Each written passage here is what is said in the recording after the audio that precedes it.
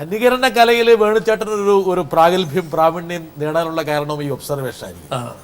പക്ഷേ മോണോ ആക്ടില് മത്സരത്തിൽ താങ്കൾ ജഗതിയോട് തോറ്റുപോയി എന്നുള്ള കാര്യം നിങ്ങൾ ഇടയ്ക്കിടയ്ക്ക് അനുസ്മരിക്കണം. അല്ലാതെ പറയുന്നില്ല എനിക്ക് തോന്നുന്നു. അല്ലല്ല, അനുകരണം അത് ഞാൻ പലതും പറഞ്ഞിട്ടുണ്ടല്ലോ. അനുകരണമല്ല, അത് ഈ സിനിമാ താരങ്ങളെ അനുകരിക്കുന്നവരുടെ അല്ല. നമ്മൾ ഈ യാത്രക്കിടയിൽ കണ്ടുമുട്ടുന്ന ചില കഥാപാത്രങ്ങൾ അവരെയൊക്കെ. ഇത് പഴയകാല ഫോട്ടോയാണ്. പഴയകാല ഫോട്ടോയാണ്. ഇതില് എനിക്ക് ഇതിൽ വേണുചേട്ടനെ ജഗതിയാണ് കൈകെട്ടി നിൽക്കുന്ന കറുത്ത കോട്ടിട്ട ആള്. ആടാ, ശരിയാ. തൊട്ടിപ്പുറത്ത് ഞാൻ ഞങ്ങൾ അന്നാണ് പരിചയപ്പെട്ടത്. ഒരു അപൂർവ ഫോട്ടോയാണ്. അതെ, യൂണിവേഴ്സിറ്റി യൂത്ത് ഫെസ്റ്റിവലിന് 1ാം സമ്മാനം കിട്ടിയ ആളുകളെല്ലാം കൂടെ ടൂർ കൊണ്ടുപോയി ഡൽഹി വരെ. അപ്പൊ അന്ന് ആണ് ഞാൻ ജഗതിയെ പരിചയപ്പെടുന്നത്.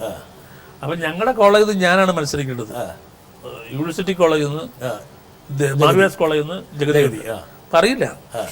അപ്പം ഞാൻ പ്രിപ്പയർഡ് അല്ല. അപ്പൊ നമ്മുടെ കോളേജ് പിള്ളേർ വന്ന് ഇവിടെ താൻ കയറി എന്ത് കാണിച്ചാൽ തനിക്ക് എന്റെ സമ്മാനം എന്നാണ് ഇവിടെ കൂടുതലുള്ളവർ പറയുന്നത്. ഞാൻ പ്രിപ്പയർഡേ അല്ല.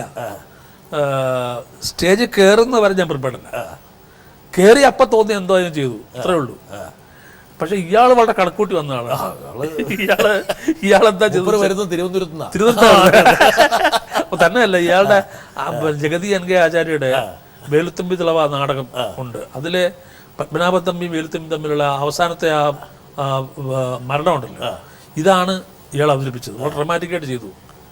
അപ്പൊ അതിന് ഫസ്റ്റ് കിട്ടി, എനിക്ക് സെക്കൻഡ് കിട്ടി. നമ്മൾ സംതൃപ്തനാണ്.